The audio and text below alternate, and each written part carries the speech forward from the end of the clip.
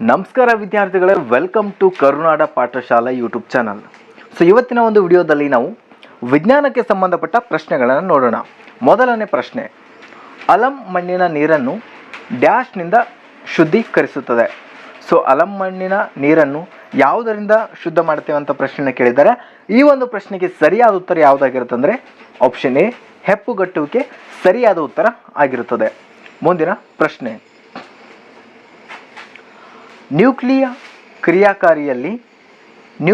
ಕ್ರಿಯಾಕಾರಿಯಲ್ಲಿ dash ಅನ್ನು ಮಂದಕಾರಿಯಾಗಿ ಬಳಸುತ್ತಾರೆ. ಈ ಒಂದು ಪ್ರಶ್ನೆಗೆ ಸರಿಯಾದ ಉತ್ತರ ಯಾವುದಾಗಿರುತ್ತೆ ಅಂದರೆ ಆಪ್ಷನ್ ಬಿ, ಭಾರಜಾಲ ಸರಿಯಾದ ಉತ್ತರ ಆಗಿರುತ್ತದೆ. ಮುಂದಿನ ಪ್ರಶ್ನೆ, ವಾಯುಭಾರ ಮಾಪಕ ಏನನ್ನು ಅಳೆಯುತ್ತದೆ?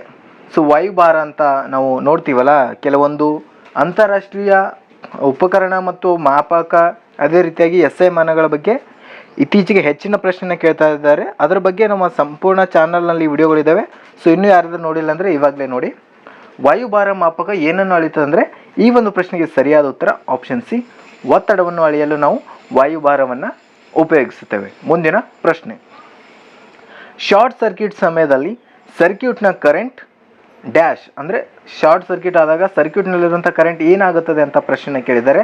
ಈ ಒಂದು ಪ್ರಶ್ನೆಗೆ ಸರಿಯಾದ ಉತ್ತರ ಆಪ್ಷನ್ ಸಿ, ಹೆಚ್ಚಾಗುತ್ತದೆ. ಶಾರ್ಟ್ ಸರ್ಕ್ಯೂಟ್ ಆದಾಗ ಆಬ್ವಿಯಸ್ಲಿ ಕರೆಂಟ್ ಹೆಚ್ಚಾಗುತ್ತದೆ. ಮುಂದಿನ ಪ್ರಶ್ನೆ, ಈ ಕೆಳಗಿನವುಗಳಲ್ಲಿ ಯಾವುದು ರಾಸಾಯನಿಕ ಬದಲಾವಣೆ ಅಲ್ಲ ಅಂತ ಪ್ರಶ್ನೆಯನ್ನು ಕೇಳಿದ್ದಾರೆ. ಈ ಒಂದು ಪ್ರಶ್ನೆಗೆ ಸರಿಯಾದ ಉತ್ತರ ಯಾವುದಾಗಿರುತ್ತೆ ಅಂದರೆ ಆಪ್ಷನ್ ಸಿ, ನೀರಿಗೆ ಸಕ್ಕರೆಯನ್ನು ಸೇರಿಸುವುದು ರಾಸಾಯನಿಕ ಬದಲಾವಣೆ ಆಗಿರುವುದಿಲ್ಲ. ಮುಂದಿನ ಪ್ರಶ್ನೆ, ಈ ಕೆಳಕಂಡ ರಕ್ತದ ಗುಂಪಿನಲ್ಲಿ ಎ ಮತ್ತು ಬಿ ಆ್ಯಂಟಿಜೆನ್ಗಳೆರಡು ಇರುತ್ತವೆ, ಆದರೆ ಪ್ರತಿಕಾಯಗಳು ಇರುವುದಿಲ್ಲ. ಅಂದರೆ ಆ್ಯಂಟಿಜೆನ್ಗಳು ಇರ್ತವೆ, ಆದರೆ ಆ್ಯಂಟಿಬಾಡಿ ಇರುವುದಿಲ್ಲ. ಯಾವುದಂತ ಪ್ರಶ್ನೆ ಕೇಳಿದ್ದಾರೆ. ಈ ಒಂದು ಪ್ರಶ್ನೆಗೆ ಸರಿಯಾದ ಉತ್ತರ ಆಪ್ಷನ್ ಸಿ, ಎ ಮತ್ತು ಬಿ ರಕ್ತದ ಗುಂಪಿನಲ್ಲಿ ಆ್ಯಂಟಿಜೆನ್ಗಳು ಇರ್ತವೆ, ಆದರೆ ಆ್ಯಂಟಿಬಾಡಿಗಳು ಇರುವುದಿಲ್ಲ. ಮುಂದಿನ ಪ್ರಶ್ನೆ, ಕೆಳಗಿನವುಗಳನ್ನು ಪರಿಗಣಿಸಿ. ಪಕ್ಷಿಗಳು, ಧೂಳು ಬೀಸುವುದು, ಮಳೆ, ಗಾಳಿ ಬೀಸುವುದು. ಈ ಒಂದು ಪ್ರಶ್ನೆ ಸ್ವಲ್ಪ ಟೈಪಿಂಗ್ ಮಿಸ್ಟೇಕ್ ಆಗಿದೆ, ಪರವಾಗಿಲ್ಲ, ಸ್ಕಿಪ್ ಮಾಡೋಣ. AG ರಾಸಾಯನಿಕ ಚಿಹ್ನೆಯು ಈ ಕೆಳಗಿನ ವಸ್ತುವಿಗೆ ಸಂಬಂಧಿಸಿದೆ ಅಂತ ಪ್ರಶ್ನೆ ಕೇಳಿದ್ದಾರೆ. AG ಅನ್ನುವಂಥದ್ದು ಯಾವ ಒಂದು ರಾಸಾಯನಿಕ ಧಾತುವಿನ ಒಂದು ಸಂಕೇತ ಆಗಿದೆ ಅಂತ ಪ್ರಶ್ನೆ ಕೇಳಿದ್ದಾರೆ. ಈ ಒಂದು ಪ್ರಶ್ನೆಗೆ ಸರಿಯಾದ ಉತ್ತರ ಆಪ್ಷನ್ ಬಿ, ಬೆಳ್ಳಿ. ಸರಿಯಾದ ಉತ್ತರ ಯಾವುದಂದರೆ ಬೆಳ್ಳಿಯ ರಾಸಾಯನಿಕ ಚಿಹ್ನೆ AG ಆಗಿರುತ್ತದೆ. ಮುಂದಿನ ಪ್ರಶ್ನೆ, ಲೂಯಿಸ್ ವಾಟರ್ಮ್ಯಾನ್ ಕಂಡುಹಿಡಿದದ್ದು ಯಾರು? ಲೂಯಿಸ್ ಅನ್ನುವಂಥ ಒಂದು ವಾಟರ್ಮ್ಯಾನನ್ನು ಯಾರು ಕಂಡುಹಿಡ್ತಾರೆ ಅಂದರೆ ಈ ಒಂದು ಪ್ರಶ್ನೆಗೆ ಸರಿಯಾದ ಉತ್ತರ ಫೌಂಟನ್ ಪೆನ್. ಯಾರಂದರೆ ಫೌಂಟನ್ ಪೆನ್. ಆಪ್ಷನ್ ಸಿ ಸರಿಯಾದ ಉತ್ತರ ಆಗಿರುತ್ತದೆ. ವಾತಾವರಣ ತೇವಾಂಶ ಈ ಕೆಳಗಿನದಕ್ಕೆ ಸಂಬಂಧಿಸಿದೆ. ಈ ಒಂದು ಪ್ರಶ್ನೆಗೆ ಸರಿಯಾದ ಉತ್ತರ ಯಾವುದಾಗಿರುತ್ತೆ ಅಂದರೆ ಆಪ್ಷನ್ ಡಿ, ಗಾಳಿಯಲ್ಲಿ ನೀರಿನ ಅಂಶ. ವಾತಾವರಣ ತೇವಾಂಶ ಯಾವುದಕ್ಕೆ ಸಂಬಂಧಿಸಿದೆ ಅಂದರೆ ಗಾಳಿಯಲ್ಲಿರುವಂಥ ನೀರಿನ ಅಂಶಕ್ಕೆ ಸಂಬಂಧಿಸಿದೆ. ನಮ್ಮ ಚಾನಲ್ನ ಇನ್ನೂ ಯಾರಾದರೂ ಸಬ್ಸ್ಕ್ರೈಬ್ ಮಾಡಿದರೆ ಇವಾಗಲೇ ಸಬ್ಸ್ಕ್ರೈಬ್ ಮಾಡಿ. ರೀಸೆಂಟಾಗಿ ಕನ್ಫರ್ಮ್ ಆಗಿರೋ KS ಹಾಗೂ ವಿಲೇಜ್ ಅಕೌಂಟೆಂಟ್ ಗ್ರಾಮಾಡಳಿತ ಅಧಿಕಾರಿಗೆ ಸಂಬಂಧಪಟ್ಟ ಕ್ಲಾಸ್ಗಳು, ಹಾಗೆ ಅದಕ್ಕೆ ಪ್ರಮುಖವಾದ ಪ್ರಶ್ನೋತ್ತರಗಳನ್ನು ನಮ್ಮ ಚಾನಲಲ್ಲಿ ಅಪ್ಲೋಡ್ ಮಾಡಿದ್ದೇವೆ. ಈಗಲೇ ನೋಡಿ, ಹಾಗೆ ನಮ್ಮ ಚಾನಲನ್ನು ಸಬ್ಸ್ಕ್ರೈಬ್ ಮಾಡಿ ಸಪೋರ್ಟ್ ಮಾಡೋದನ್ನು ಮರಿಬೇಡಿ. ಬನ್ನಿ ಮುಂದಿನ ಪ್ರಶ್ನೆಗೆ ಹೋಗೋಣ. ಬಟ್ಟೆ ಒಗೆಯುವ ಸೋಪಿನಲ್ಲಿ ಇರುವುದು ಡ್ಯಾಶ್ ಅಂತ ಪ್ರಶ್ನೆ ಕೇಳಿದ್ದಾರೆ. ಬಟ್ಟೆ ಒಗೆಯುವಂಥ ಸೋಪ್ನಲ್ಲಿ ಏನಿರುತ್ತೆ ಅಂತ ಪ್ರಶ್ನೆಯನ್ನು ಕೇಳಿದ್ದಾರೆ. ಈ ಒಂದು ಪ್ರಶ್ನೆಗೆ ಸರಿಯಾದ ಉತ್ತರ ಯಾವುದಾಗಿರುತ್ತೆ ಅಂದರೆ ಆಪ್ಷನ್ ಬಿ, ಕೊಬ್ಬಿನಾಮ್ಲದ ಸೋಡಿಯಂ ಲವಣ ಇರುತ್ತದೆ. ಬಟ್ಟೆ ಒಗೆಯುವಂಥ ಸೋಪ್ನಲ್ಲಿ ಏನಿರುತ್ತೆ ಅಂದರೆ ಕೊಬ್ಬಿನಾಮ್ಲದ ಸೋಡಿಯಂ ಲವಣ ಇರುತ್ತದೆ. ಮುಂದಿನ ಪ್ರಶ್ನೆ, ಚೇಳಿನಲ್ಲಿ ಉಸಿರಾಟವು ಈ ಮೂಲಕ ಆಗುತ್ತದೆ. ಚೇಳು ಯಾವುದರಿಂದ ಉಸಿರಾಡುತ್ತೆ ಅಂತ ಪ್ರಶ್ನೆ ಕೇಳಿದರೆ ಈ ಒಂದು ಪ್ರಶ್ನೆಗೆ ಸರಿಯಾದ ಉತ್ತರ ಯಾವುದಾಗಿರುತ್ತೆ ಅಂದರೆ ಬುಕ್ ಲಂಗ್ಸ್ ಸರಿಯಾದ ಉತ್ತರ ಆಗಿರುತ್ತದೆ. ಮುಂದಿನ ಪ್ರಶ್ನೆ, ವಾಟರ್ ಬ್ಲೂಮ್ಗಳು ಇದರಿಂದ ಆಗುತ್ತವೆ. ವಾಟರ್ ಬ್ಲೂಮ್ ಅಥವಾ ವಾಟರ್ ಬಬಲ್ಸ್ ಅಂತ ಕರಿತೀವಲ್ಲ, ಅದು ಯಾವುದರಿಂದ ಆಗುತ್ತೆ ಅಂತ ಪ್ರಶ್ನೆ ಕೇಳಿದರೆ ಈ ಒಂದು ಪ್ರಶ್ನೆಗೆ ಸರಿಯಾದ ಉತ್ತರ ಯಾವುದಾಗಿರುತ್ತೆ ಅಂದರೆ ಆಪ್ಷನ್ ಡಿ, ಅಲ್ಗೈ ಸರಿಯಾದ ಉತ್ತರ ಆಗಿರುತ್ತದೆ. ಮುಂದಿನ ಪ್ರಶ್ನೆ, ಸಸ್ಯಕಾಯದ ವಾಯುವಿಕೆ ಭಾಗಗಳಿಂದ ನೀರು ಹೆಚ್ಚಾಗಿ ಆವಿಯಾಗುವ ಕ್ರಿಯೆ ಯಾವುದಂತ ಪ್ರಶ್ನೆ ಕೇಳಿದರೆ ಸಸ್ಯಕಾಯದ ವಾಯುವಿಕೆ ಭಾಗಗಳಿಂದ ನೀರು ಹೆಚ್ಚಾಗಿ ಆವಿಯಾಗೋದನ್ನು ನಾವು ಏನಂತ ಕರಿತೀವಿ ಅಂದರೆ ಈ ಒಂದು ಪ್ರಶ್ನೆಗೆ ಸರಿಯಾದ ಉತ್ತರ ಯಾವುದಾಗಿರುತ್ತೆ ಅಂದರೆ ಆಪ್ಷನ್ ಬಿ, ಬಾಷ್ಪ ವಿಸರ್ಜನೆ. ಸೊ ಸಸ್ಯಕಾಯದ ವಾಯುವಿಕೆ ಭಾಗಗಳಿಂದ ನೀರು ಹೆಚ್ಚಾಗಿ ಆವಿಯಾಗುವುದನ್ನು ನಾವು ಬಾಷ್ಪ ವಿಸರ್ಜನೆ ಅಂತ ಕರೀತೇವೆ. ಮುಂದಿನ ಪ್ರಶ್ನೆ, ನಿದ್ರಾ ರೋಗಕ್ಕೆ ವಾಹಕ ಯಾವುದು?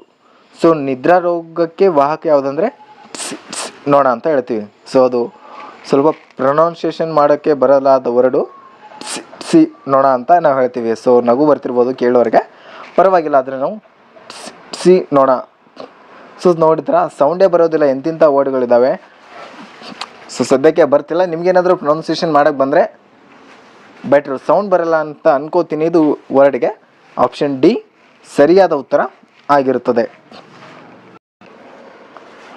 ಐ ಥಿಂಕ್ ಇದು ಮೇ ಬಿ ಟೈಪಿಂಗ್ ಮಿಸ್ಟೇಕ್ ಇರ್ಬೋದು ಅಥವಾ ಸರಿಯಾದ ಉತ್ತರನೇ ಆಗಿರ್ಬೋದು. ಅದನ್ನು ಈ ರೀತಿಯಾಗಿದ್ದರೆ ಅದನ್ನು ನಾವು ಸ್ಪೆಲ್ ಮಾಡೋಕ್ಕೆ ಸಾಧ್ಯನೇ ಇಲ್ಲ. ಒಂದು ವೇಳೆ ಅದು ಟಿಟ್ಸಿ ಅಂತ ಇದ್ದರೆ ನಾವು ಅದನ್ನ ಸ್ಪೆಲ್ ಮಾಡ್ಬೋದು, ಟಿಟ್ಸಿ ನೋಣ ಅಂತ ಇದ್ದರೆ. ಬಟ್ ಗೊತ್ತಿಲ್ಲ, ಇದು ನಾನು ಕನ್ಫರ್ಮ್ ಮಾಡ್ಕೊಬಿಟ್ಟು ಕಮೆಂಟ್ ಸೆಕ್ಷನಲ್ಲಿ ಕಮೆಂಟ್ ಮಾಡ್ತೇನೆ.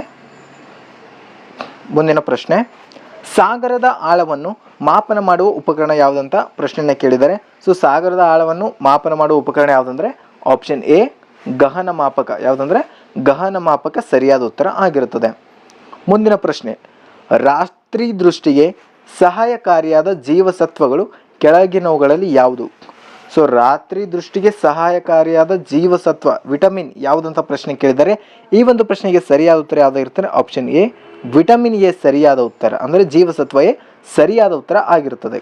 ಮುಂದಿನ ಪ್ರಶ್ನೆ, ಈ ಕೆಳಗಿನವುಗಳಲ್ಲಿ ಯಾವ ಇಂಧನವು ಕನಿಷ್ಠ ಪರಿಸರಾತ್ಮಕ ಮಾಲಿನ್ಯಕಾರಕ ಆಗಿದೆ ಅಂತ ಪ್ರಶ್ನೆಯನ್ನು ಕೇಳಿದ್ದಾರೆ.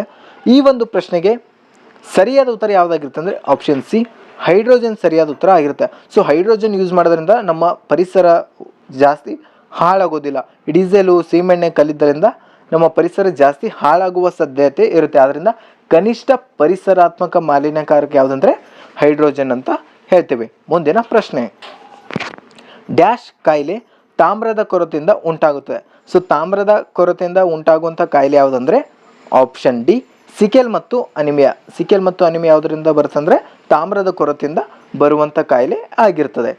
ಇವತ್ತಿನ ಕೊನೆಯ ಪ್ರಶ್ನೆ, ಜೈವಿಕ ಅನಿಲದ ಶೇಕಡ ಡ್ಯಾಶ್ರಷ್ಟು ಮಿಥೇನ್ ಇದೆ. ಸೊ ಜೈವಿಕ ಅನಿಲದಲ್ಲಿ ಎಷ್ಟು ಪರ್ಸೆಂಟ್ ಮಿಥೇನ್ ಇದೆ ಅಂತ ಪ್ರಶ್ನೆ ಕೇಳಿದರೆ ಈ ಒಂದು ಪ್ರಶ್ನೆಗೆ ಸರಿಯಾದ ಉತ್ತರ ಯಾವುದಾಗಿರುತ್ತೆ? ಆಪ್ಷನ್ ಬಿ 50ರಿಂದ 70.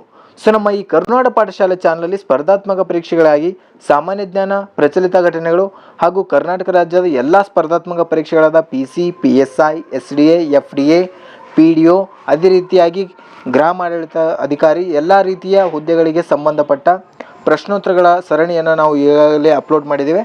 ಸೊ ಇನ್ನೂ ಯಾರಾದರೂ ನೋಡಿದರೆ ನಮ್ಮ ಚಾನಲಲ್ಲಿ ಇವಾಗಲೇ ಸಬ್ಸ್ಕ್ರೈಬ್ ಮಾಡಿಬಿಟ್ಟು ಎಲ್ಲ ವಿಡಿಯೋಗಳನ್ನು ನೋಡಿ ಇಷ್ಟ ಆದರೆ ನಿಮ್ಮ ಸ್ನೇಹಿತರಿಗೂ ಕೂಡ ಶೇರ್ ಮಾಡಿ. ಹಾಗೆ ನಮ್ಮ ಚಾನಲನ್ನು ನೀವು ಟೆಲಿಗ್ರಾಮ್ ಮತ್ತು ಇನ್ಸ್ಟಾಗ್ರಾಮ್ನಲ್ಲಿ ಕೂಡ ನೋಡ್ಬೋದು. ಸೊ ಇಷ್ಟ ಆದರೆ ನಮ್ಮ ಟೆಲಿಗ್ರಾಮ್ ಗ್ರೂಪ್ಗೆ ಜಾಯ್ನ್ ಆಗಿ, ಅಲ್ಲಿ ಒಳ್ಳೊಳ್ಳೆ ಇನ್ಫಾರ್ಮೇಷನ್ ಕೂಡ ಸಿಗುತ್ತೆ. ಅದೇ ರೀತಿಯಾಗಿ ಇನ್ಸ್ಟಾಗ್ರಾಮ್ನಲ್ಲಿ ಕೂಡ ನಮ್ಮನ್ನು ಫಾಲೋ ಮಾಡಿ. Thank you.